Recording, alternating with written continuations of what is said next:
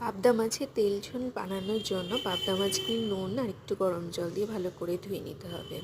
তারপরে নুন, হলুদ, তেল দিয়ে ম্যারিনেট করে রেখে দিতে হবে কিছুক্ষণ। এবার গরম তেলের মধ্যে হলুদ দিয়ে, যাতে মাছগুলো না ফাটে, আলতো করে ভেজে নিতে হবে। এই মাছগুলো এমনি নরম হয়, তাই আমি একদম ঝোল তৈরি করার শেষে মাছগুলো দেব। এবার একই তেলের মধ্যে কালো জিরে, তেজপাতা আর সেদ্ধ করা আলু দিয়ে ভেজে নেব। ভেজে নেওয়ার পরে তারই মধ্যে নুন, হলুদ আর লঙ্কা দিয়ে একটু জল দিয়ে সাঁতলে নেব। সাঁতলে নেওয়ার পরে জিরে গুঁড়ো, ধনের গুঁড়ো দিয়ে আবার একটু নাড়িয়ে নেব। নাড়িয়ে নেওয়ার পরে পরিমাণ মতো জল দিয়ে এবার এটাকে ফুটতে দেব।